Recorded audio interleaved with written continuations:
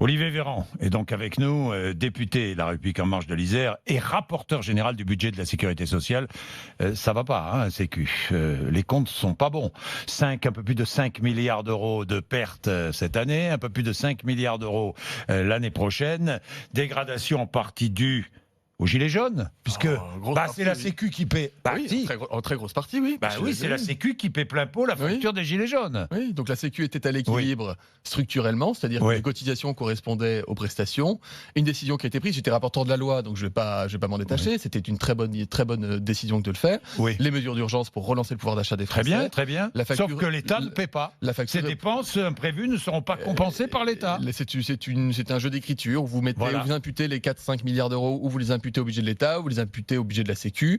Moi, ce qui m'intéresse comme rapporteur du budget de la Sécu, c'est qu'une fois qu'on a dit que c'était imputé à la Sécu, il n'y a pas de conséquences pour la Sécu. Et il n'y aura pas de conséquences pour la Sécu, puisque vous l'avez dit, on va voter un budget en déficit. Alors, on peut dire que c'est pas propre, mais il n'empêche qu'on ne peut pas absorber en un coup le poids de mesures structurelles qui portent sur le pouvoir d'achat de tant de millions de Français. Mais ça veut dire qu'on n'a plus d'argent pour augmenter, je ne sais pas moi, par exemple, le personnel, le nombre de personnes dans les services d'urgence, pour augmenter ceux qui travaillent dans les services d'urgence, plus d'argent pour, embaucher 5200 emplois créés dans les EHPAD en 2020. Bon, on pourrait faire mieux.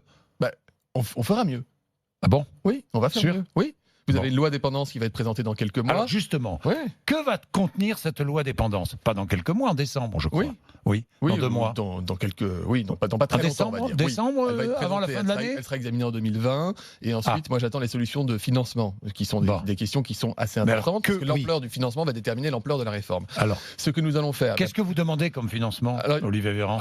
La loi dépendance. Il y a eu l'excellent rapport Libault qui disait que ça allait de toute façon à terme nous coûter 6 à 8 milliards d'euros de plus par an. 6 à 8 milliards d'euros de plus par an, c'est 2 fois le budget de la culture. 2 fois le budget de la culture. On met déjà 21, 22 milliards. Mais il faut que l'on consacre entre 6 et 10 milliards d'euros par an. En plus, à la dépendance. En plus, on met déjà une vingtaine de milliards.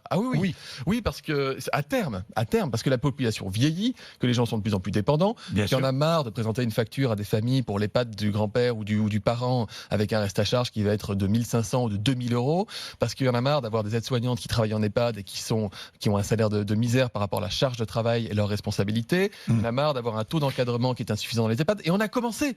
Jean-Jacques Bourdin, on n'attend pas la loi. Mais le gouvernement va vous entendre là ? Déjà cette année, 500 millions d'euros. Oui, mais d'accord, mais entre 500 millions et 8 milliards... Ce n'est pas rien, vous l'avez dit, ça fait 5000 emplois. Ça fait une augmentation, ça fait une prime de 90 euros par mois pour un très grand nombre d'aides-soignants dans les EHPAD.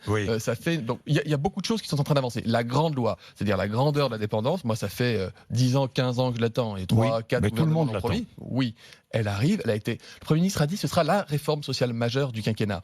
Donc on est en train de discuter des solutions de financement. Moi j'ai mis des propositions. J'ai proposé qu'on réduise le rythme de remboursement de la dette sociale. La dette sociale, c'est tous les trous de la Sécu cumulés depuis 20 ans et qu'on rembourse chaque année. On rembourse chaque année 18 milliards d'euros de notre dette. On l'aura remboursé en 2024. Moi je dis, si on la rembourse en 2025, on arrive à libérer 3 milliards d'euros par an maintenant pour payer la dépendance. C'est une discussion qui est en cours avec le gouvernement. Les arbitrages seront attendus. Mais ça n'empêche pas, déjà dans le cadre de ce premier budget de la Sécu, d'avoir 500 millions d'euros pour les EHPAD, 500 millions d'euros pour les personnes âgées dépendantes. Pour la première fois, on va avoir un congé pour les proches aidants des personnes en perte d'autonomie. Oui, j'ai vu. Ça concerne 10 millions de personnes en France, on est d'accord. Vous avez une personne qui est malade, qui est handicapée, congé de 3 mois, qui est dépendante à côté de vous. 3 mois sur toute une carrière professionnelle. Ça fait 66 jours, payé 40 et quelques euros par jour. Il n'y avait rien. 43 pour une personne en couple et 52 euros pour une personne isolée. Donc, ça commence à faire quelque chose. On est en train de créer des nouveaux droits sociaux, des nouvelles prestations sociales dans un secteur fondamental pour des millions et des millions de Français. Donc les choses avancent. Maintenant, la grande réforme dépendance, on savait que ce ne serait pas le budget de la Sécu. Elle va venir dans les prochaines semaines. Je suis aussi impatient que vous.